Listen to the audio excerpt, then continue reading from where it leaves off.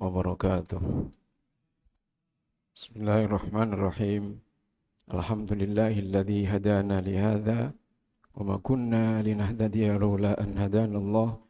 Assalatu wassalamu ala nabiyyina Muhammadin sallallahu alaihi wa ala alihi wa ashabihi wa man tabi'ahum bi ihsanin ila yaumiddin, amma ba'd. Bapak-bapak, adik-adik dan saudara-saudaraku sekalian, alhamdulillah kita ketemu lagi untuk meneruskan kajian kita tentang surat Al-Alaq.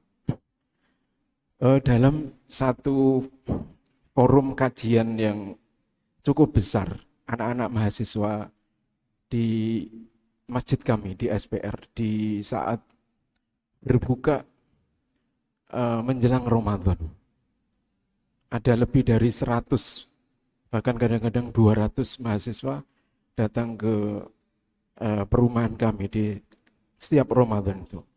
Nah, saat kajian itu saya coba tanya kepada mereka. Pertanyaannya sederhana, adik-adik, kapan syariat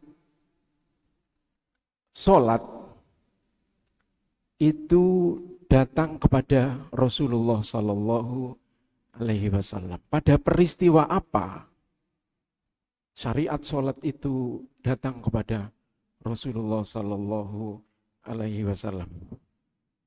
Bapak-bapak sekalian, pasti bapak-bapak sudah menebak. Rata-rata mahasiswa itu menjawabnya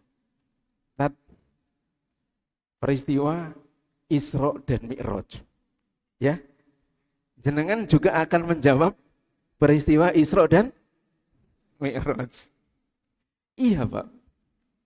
Kalau ini orang atau anak-anak yang awam, yang tidak belajar agama, itu saya bisa ngerti. Tapi kalau ini anak-anak yang sudah tingkatan mahasiswa, ya adik-adik yang sudah mahasiswa itu kan dapat mata kuliah agama itu, ya kan, sudah lulus SMA, itu berarti belajar paling enggak Quran, juga belajar agama. Itu jawaban yang keliru. Jawaban yang keliru. Kalau pertanyaannya kapan sholat 5 waktu disyariatkan kepada Rasulullah Sallallahu Alaihi Wasallam, maka jawabannya benar.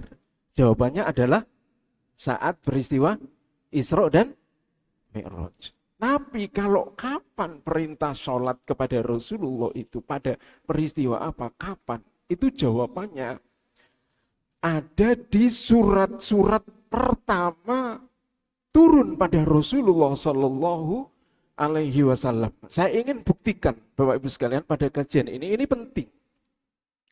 Karena seringkali kita itu baca Quran ini ya, kita nggak ngerti yang kita baca. Gitu. Nah, coba tadi yang saya baca ya Pak ya, justru perintah sholat itu kepada Rasul Sallallahu Alaihi Wasallam datang saat wahyu pertama diturunkan kepada beliau di surat pertama. Surat pertama yang datang pada Rasul Sallallahu Alaihi Wasallam, Bapak Ibu sekalian, jamaah sekalian, ini ada kitab tafsir yang tidak biasa. Kitab tafsir tidak biasa gimana maksudnya? Kalau kebanyakan kitab tafsir itu mulai dengan Al-Fatihah, terus Al-Baqarah, urutan sesuai mushaf Utsmani, sesuai mushaf ini. Al-Fatihah, Al-Baqarah, terus Alu Imran, An-Nisa, Al-Maidah sampai An-Nas. Ini enggak kitab tafsir ini. Ini kitab tafsir ini dimulai dari surat pertama datang pada Rasulullah Sallallahu Alaihi Wasallam. Ini suratul Alaq. Iqra bismi rabbikal ladzi khalaq yang tadi saya baca di sholat maghrib rakaat pertama itu tadi. Bapak sekalian, coba lihat ya. Di ayat nomor 9 sampai ayat 10. Ara'aitalladzi yanha. Tidakkah engkau melihat ada seseorang yang melarang, aro'aitalladzi, tidakkah engkau melihat alladzi, seseorang yang yanha, dia melarang. Ayat ini turun pada peristiwa saat Rasulullah Shallallahu Alaihi Wasallam itu di dekat Ka'bah melaksanakan sholat. Aro'aitalladzi yanha, melarang siapa? Abdan, seorang hamba. Maksudnya Rasulullah Shallallahu Alaihi Wasallam. Idza sholla, saat hamba itu, yakni Rasulullah itu adalah sholat. Loh, memang begitu loh. Iya. Coba ya. Riwayat di banyak hadis, misalnya Imam Muslim itu meriwayatkan dari sahabat Abu Hurairah radhiyallahu an. Hadisnya panjang. Saya ceritakan saja. Ini peristiwa yang dicatat oleh para ahli sirah, termasuk para ahli hadis, ketika menceritakan Rasulullah itu diganggu saat melaksanakan sholat. Diganggu melaksanakan sholat. Ya ini ayatnya di ayat nomor 9 sampai ayat nomor 10 ini. Apa gangguannya? Coba lihat ya. An Abi Hurairah radhiyallahu anhu qol, dari Abu Hurairah radhiyallahu an, beliau berkata, Abu Hurairah berkata, qala Abu Jahal. Abu Jahal berkata, hal yu'affaru Muhammadun wajhu baina adharikum. Apakah Nabi itu masih membenamkan wajahnya, maksudnya bersujud di antara kalian? Qala na'am. Mereka menjawab, yang ditanya itu menjawab, na'am. Faqala, Abu Jahal menjawab, wallati wal uzza, demi apa? Lata dan Uzza, yakni berhala yang dia tuhankan itu.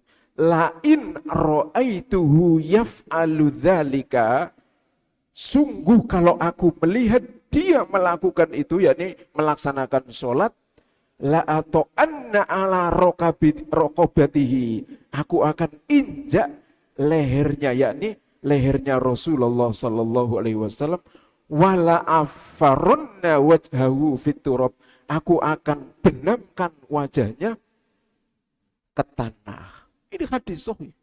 Hadis diriwayatkan Imam Muslim. Terusnya cerita, Pak. Qala fa'ata Rasulullah sallallahu alaihi wasallam wa huwa yusolli. Lalu Abu Jahal datang pada saat Nabi itu melaksanakan sholat. Za'ama labato anna ala raqabri, dia mengira Abu Jahal ini akan bisa menginjak leher beliau. Qala fama faja'ahum minhu, betapa kagetnya dia ketika dia mendekat Rasulullah Shallallahu Alaihi Wasallam itu. Kemudian di situ dia melihat ada apa itu namanya khondak, ada parit, ada parit yang itu seperti mengeluarkan api. Terus dia melihat pemandangan yang menyeramkan. Itu dilihat oleh teman-temannya ketika dia mendekati Rasulullah Sallallahu Alaihi Wasallam. Ada banyak kisah cerita bagaimana Abu Jahal ini mengganggu Rasulullah, lalu dia seolah-olah mendapati pengalaman yang aneh, bahkan dia ketakutan ketika mendekati Rasulullah Sallallahu Alaihi Wasallam. Jadi walhasil ini membuktikan satu tadi tidak benarnya perintah perintah Allah kepada Nabi itu pada saat Mi'raj, yakni perintah sholat pada Rasulullah itu pada saat Mi'raj. Tapi di surat Al-Alaq sudah diceritakan ayat 9, ayat 10. Ayat terakhir juga ditutup dengan kalla la tuti'hu wasjud waqtarib. Jangan mentaati orang kafir itu Abu Jahal. Kamu bersujudlah kepada Allah dan kamu mendekatlah kepada Allah Subhanahu wa ta'ala. Oke, sudah 2. Sekarang yang ketiga, Mbak sekalian. Nanti setelah kita mengkaji surat Al-Alaq ini, saya akan urut. Adalah surat Al-Qalam. Nomor 2, surat Al-Qalam. Nah, nomor 3, Rasulullah Shallallahu Alaihi Wasallam diturunkan surat namanya surat Al-Muzammil. Jangan apalkan surat Al-Muzammil. Bismillahirrahmanirrahim. Ya ayyuhal muzammil, wahai yang berselimut. Rasulullah maksudnya. Qumil laila illa qalila. Kamu bangun pada waktu malam meskipun waktunya sedikit.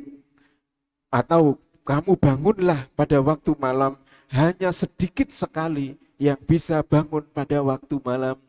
Nisfahu, di tengah malam jam 12. Awingkus minhu qalila, atau akhir malam, sepertiga malam. Auzid alaihi, atau 2/3 malam. Auzid alaihi warattilil qur'ana tartila. Inna sanulqi alaika qawlan thaqila. Inna nasyi'atal lail, salat di waktu malam itu hiya asyaddu wat'an. Pengaruhnya pada jiwa itu sangat berbekas. Surat Al-Muzammil. Oke, sudah berapa itu? 3. Ya, sudah 3. Sekarang Pak, surat Al-Muzammil juga di akhir surat, yakni surat nomor 20. Ya. Inna rabbaka ya'lamu annaka taqumu adna min thuluthayil laili wa nisfahu wa thuluthahu wa ta'ifatum minal ladzina ma'ak. Tidak saja diceritakan Rasulullah itu sholat kadang-kadang setengah malam, kadang-kadang sepertiga malam, kadang-kadang 2/3 malam, tapi bersama para sahabat Nabi Shallallahu Alaihi Wasallam. Itu ayat 20, ayat terakhir surat Al-Muzammil. Sekarang yang keempat, setelah nomor 3 Al-Muzammil, nomor 3 di kitab ini, saya nanti pegangan pakai kitab ini, adalah surat Al-Muddathir. Nah, surat Al-Muddathir ya. Ya ayyuhal muddathir kum fa'andir. Lagi-lagi Rasulullah disuruh sholat.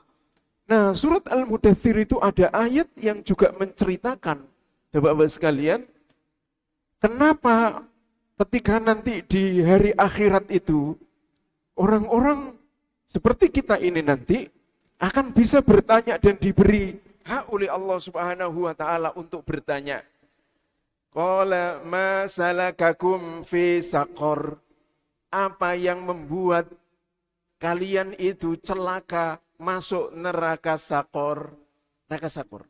Qalu, mereka menjawab, lam naku minal musallin.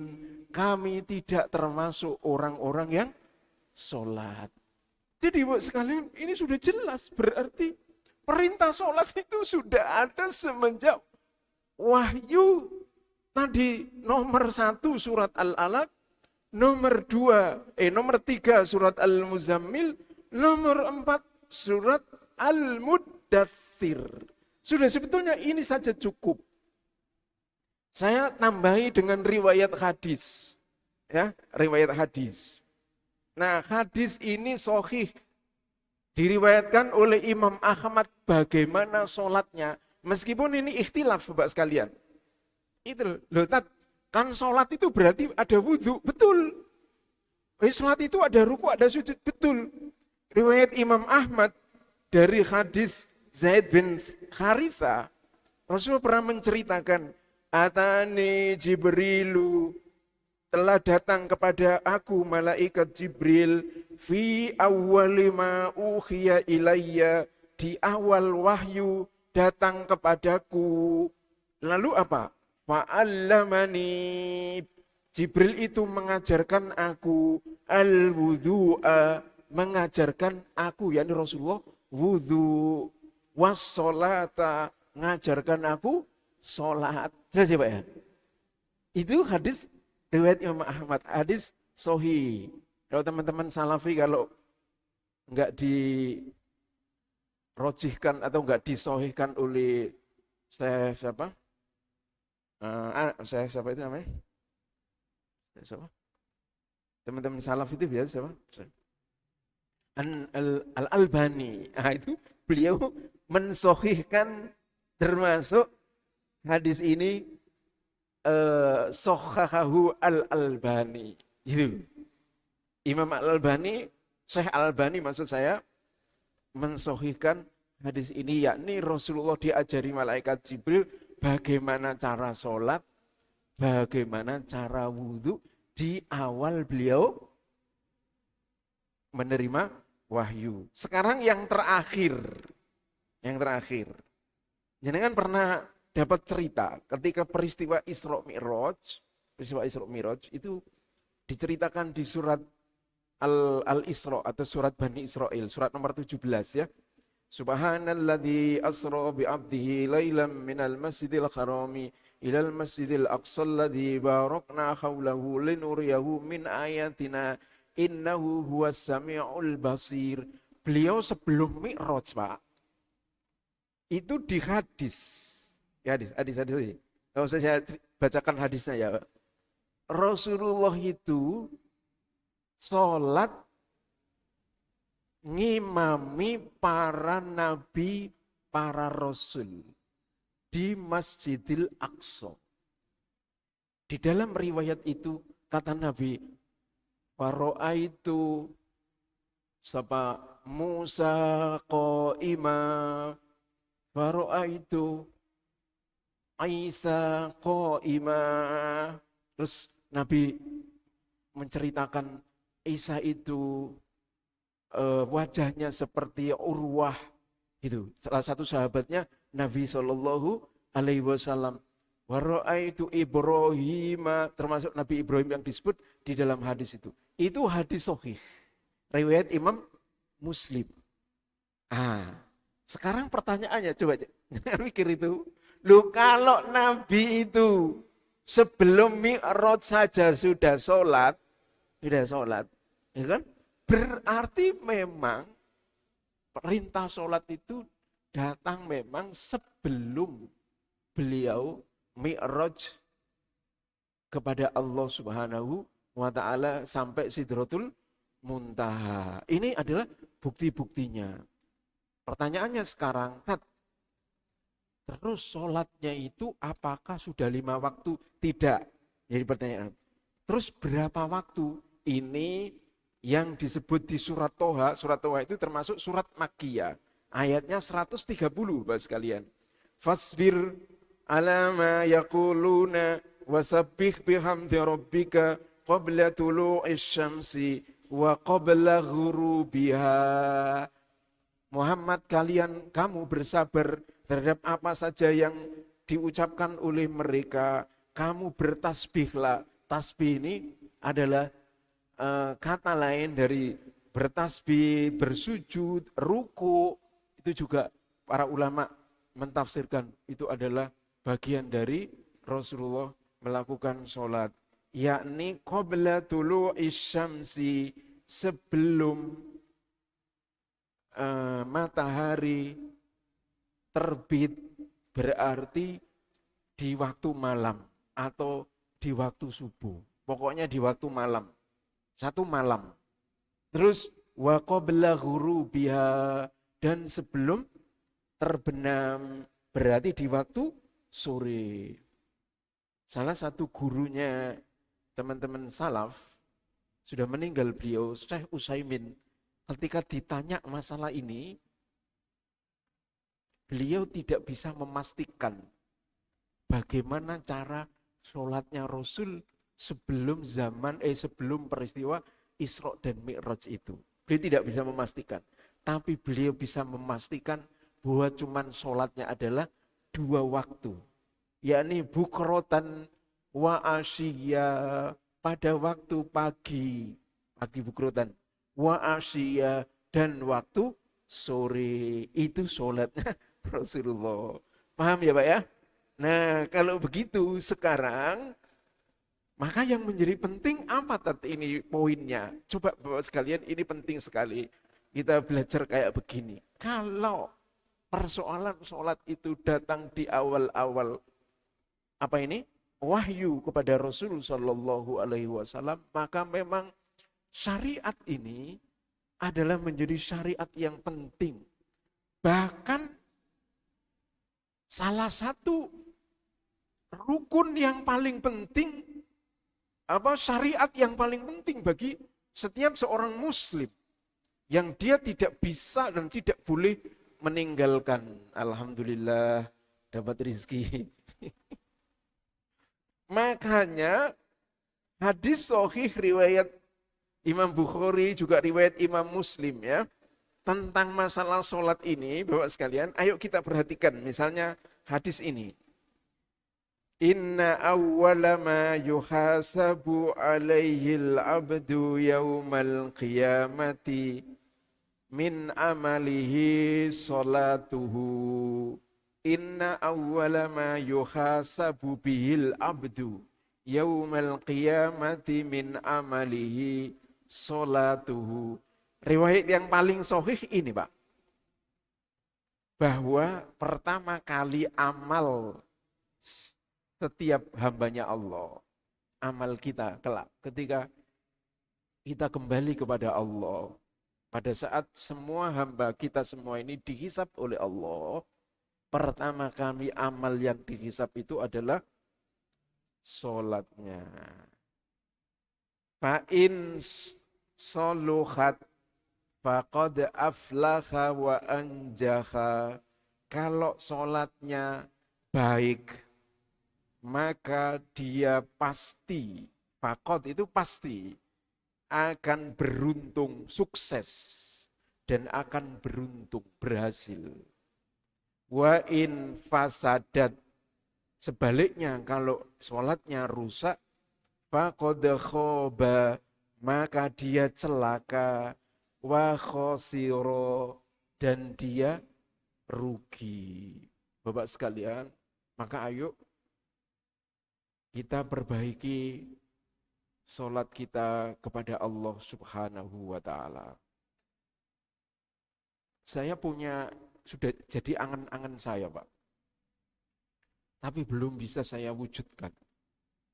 Ketika banyak masuk ke masyarakat dan melihat cara sholatnya teman-teman saya, teman-teman kita kaum muslim, ada kesalahan yang pernah saya sampaikan di khutbah Jumat di sini.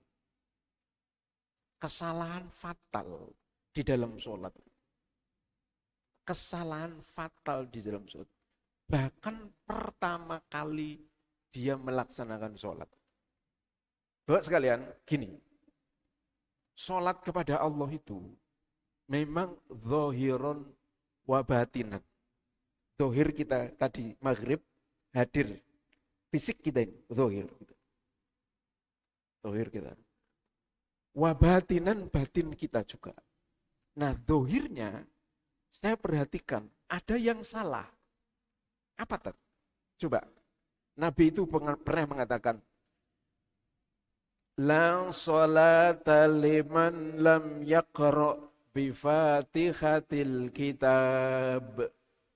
Tidak sah seorang melaksanakan sholat kecuali dia membaca Fatihatul Kitab. Perhatikan Pak, yaqra' itu membaca. Membaca itu secara zahir, yakni dengan lisan. Oke? Membaca secara zahir dengan lisan. Ini kalau sholatnya jadi imam kayak saya, tidak ada masalah. Rokaat pertama nanti sholat isya, jahar. Rokaat kedua, jahar, tidak ada masalah. Ya, Sekarang makmum. Loh, kan ada madhab yang makmum tidak harus membaca Al-Fatihah pada saat sholat jahar, yakni di rokaat pertama dan di rokaat kedua. Ya, itu ada madhabnya, salah satunya madhabnya Imam Malik. Tapi saya mengikuti madhab yang menurut saya itu yang terkuat madhabnya. Di antaranya adalah madhabnya Imam Syafi'i. Yakni di sholat apapun baik jahar ataupun sir, makmum tetap wajib membaca Fatihah. Jadi nanti ketika kita sholat Isya, saya membaca Bismillahirrahmanirrahim, atau saya enggak baca Bismillah. Alhamdulillahirabbil alamin. Jenengan bisa langsung mengikuti imam.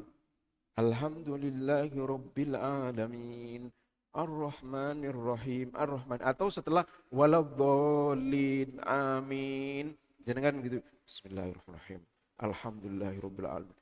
Nah, pertanyaannya, bolehkah dibaca di dalam hati?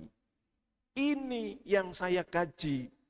Di banyak pendapat para ulama, semua mengatakan tidak boleh, tidak sah sholat seseorang itu hanya di dalam hati. Karena sholat di dalam hati itu belum memenuhi unsur membaca. La sholata liman lam yaqra' bi fatihatil kitab. Karena begitu, maka jenengan minimal madhabnya Imam 3. Madhabnya Imam Hanafi, Imam Malik, madhabnya Imam Ahmad, itu beliau semua mensyaratkan minimal lisannya itu bergerak-gerak. Umi. Paham Pak ya? Jadi, kenapa saya sering perhatikan orang pertama kali sholat, perhatikan sholat, kan membaca takbiratul ihram ini. Takbiratul ihram. Tapi dia jelas tidak bergerak lisannya. Apa ya? Harusnya Allah. Umi. Lisannya ini umi. Allah. Kalau imam ya pasti Allahu Akbar. Makmum ono sing keras. Madzhab Imam Syafi'i ku harus kedengaran telinganya sendiri. Harus dengar. Iku ya memang gitu. Tapi saya sering mengingatkan, tapi ojo keras-keras. Ono sing keras. Bismillahirrahmanirrahim. Alhamdulillahirrahmanirrahim. Tanggane iki keganggu soalnya rodok keras, kekerasan itu cukup biasa. Bismillahirrahmanirrahim. Alhamdulillah. Ini loh Pak yang saya ingin sampaikan ke jenengan, yang ingatkan bahwa memang ini ndak ada madzhab. Masalah qiraah, masalah membaca di dalam sholat. Membaca itu dengan lisan, bukan dengan hati. Oke, satu Pak. Oke. Nah, alhamdulillah saya sudah tahu masalah itu. Alhamdulillah kalau jenengan sudah tahu. Sekarang ternyata setelah kita tahu begini, sholat itu Pak, zahiron wa batinan. Ya? Jenengan ketika Allahu Akbar, terasa enggak, pertanyaan saya, itu ada yang bergetar di dalam hati? Terasa enggak? Coba jenengan jawab secara jujur. Terasa enggak? Kalau belum terasa, jenengan harus mujahadah. Sekeras-kerasnya, ya apa carane iso mujahadah. Sebab Allah itu Pak, menyampaikan di surat Al-Anfal, innamal mu'minuna alladzina idza dzukirallahu wajilat qulubuhum. Betul? Wa idza tuliyat alaihim ayatuhu zadatuhum imana wa ala rabbihim yatawakkalun. Orang beriman itu saat dia mengucapkan atau saat mendengar kalimat Allah, hatinya ini ada yang bergetar, wajilat, takut. Ini loh Pak, penyakit masyarakat hari ini. Karena kita hidup di sistem yang dijauhkan dari Allah, dijauhkan dari Al-Quran, dijauhkan dari Rasulullah Shallallahu Alaihi Wasallam, hati orang beriman ini keras. Jangankan kita bicara tentang masalah sistem kehidupan yang benar, sistem kehidupan Islam. Coba Indonesia ini Pak, salah satu kerusakannya Pak, Masya Allah. Tidak tahu nanti presiden keberapa bisa membenahi Indonesia ini. Karena rusaknya itu luar biasa. Dan ini dirusak oleh para pejabatnya. Oleh pemimpinnya gitu. Yang merusak ini Indonesia ini pemimpin. Dan ini tidak main-main Pak. Coba nyelesaikan selembar ijazah yang sering kapan hari saya bahas di sini itu. Coba. Iki opo iki nyelesekno satu lembar. Iki bener dua ijazah opo ora iku.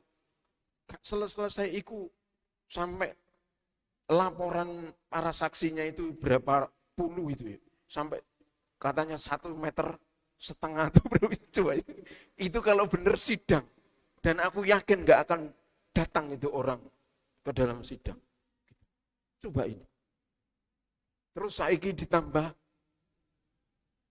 polisi ketangkep masalah MBG, iya betul. Enggak terima polisi ini karena dia tahu boroknya kejaksaan. Akhirnya jampit susi diobrak-abrik. Ketahuan sekian ratus miliar, sekian puluh emas. Emasnya apa Pak? Monas kalah. Anak-anak saya itu, kamu tahu berapa jumlahnya, berapa kilogram itu jumlah emas itu? Katanya 72, ini 74. Coba Pak, pemimpin Indonesia itu, ya apa caranya menyelesaikan itu? Mereka katanya muslim. Gitu. Tsumma qasat qulubuhum fayyakal hijarati au asyaddu qaswa. Pak, saya ingin menyelesaikan nanti setelah itu dengan tanya Pak ya. Seorang mukmin ketika dia sholat dengan benar, pasti tidak akan melakukan itu. Pasti Pak. Itu ada di surat Al-Ankabut. Surat Al-Ankabut, jangan lihat itu hanya ada satu surat yang bunyinya begitu di dalam Al-Quran. Kenapa Allah itu taruh ayat itu di dalam surat Al-Ankabut?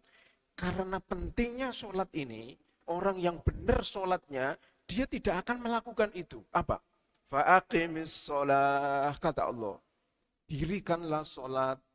Inna sholata tanha anil fakhsyai wal munkar wala dzikrullahi akbar. Ini hanya ada di surat Al-Ankabut. Apa maksudnya ayat ini? Menjadikan pelajaran betapa sholat yang benar itu bisa mencegah kita dari perbuatan fahsya, perbuatan keji, dan perbuatan mungkar. Jangankan korupsi, memalsu dokumen, Pak, berkata dusta, itu adalah pantangan. Betul?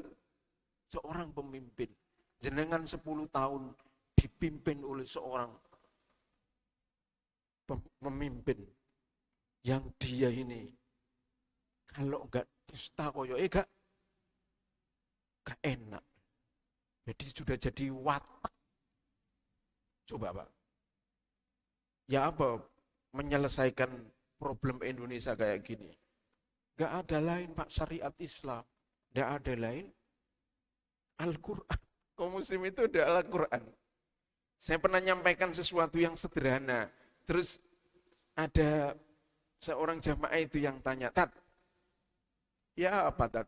Indonesia itu kan punya Aceh. Aceh itu kan di sana ada hukum syariat diterapkan, Tat. Bisakah hukum syariat Islam ini diterapkan? Lah, yang sampean tanyakan itu adalah solusi bagi orang muslim untuk menyelesaikan negaranya yang kacau, yang karut, semerawut kayak begini ini Pak. Jadi kembali kepada sholat Pak, ayo kita benahi sholat kita.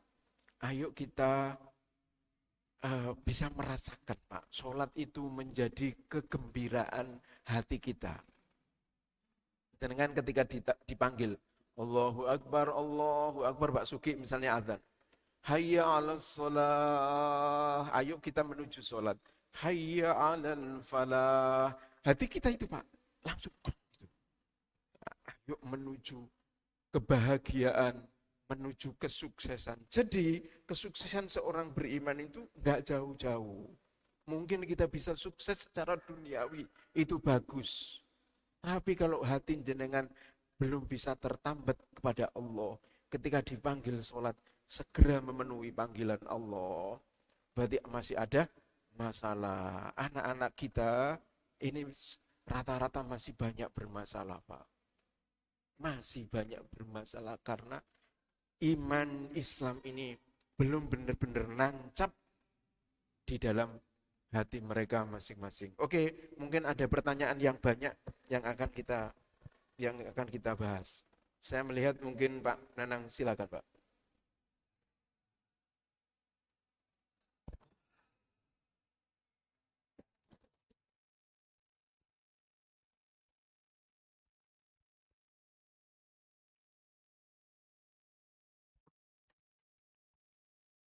Ya, betul.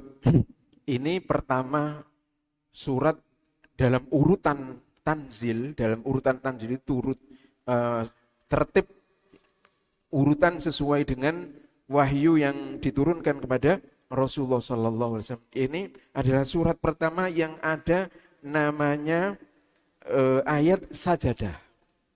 Ayat sajadah. Nah, ketika kita ketemu di ayat-ayat sajadah, maka kita pada saat kita sholat atau kita di luar sholat, kita disunahkan untuk namanya sujud tilawah. Sujud itu melakukan sujud, tilawah itu karena kita membaca Al-Quran yang di sana ada ayat sajadah. Itu sudah dibahas oleh para ulama, ada kira-kira tempatnya sekitar 14 tempat atau 14 surat, 14 tempat di mana di situ terdapat ayat-ayat sajadah. Nah, yang sering ketika jenengan sholat subuh itu imam biasanya membaca surat Al-Insan, hal ata 'alal insani hinum minad dahri lam yakun syai'am madhkura, ya. Nah, itu di surat hal ata 'alal insani hinum minad dahri lam yakun syai'am madhkura inna khalaqnal insana min nutfatin amshaj nabtalihi faja'alnahu sami'an basira. Inna hadainahu as-sabila imma syakiran wa imma kafura. Inna a'tadna lil kafirina salasila aghlalan wa sa'ira. Ayatnya berapa itu? Sebentar, saya buka dulu surat Al-Insan. Nah ini. Al-Insan. Wa minal laili fasabbahjud wa huwa sabhu laylan tawila. Nah itu. Di surat Al-Insan ada kalau surat bukan Al-Insan, surat As-Sajadah. Surat As-Sajadah, ya.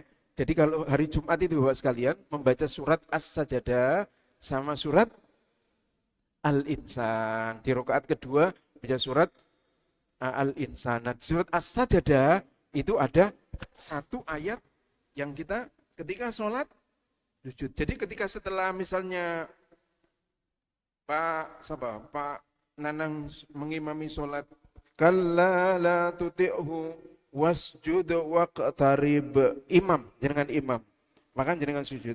Allahu Akbar. Membaca doa apa ketika sujud tilawah adalah membaca doa-doa sujud.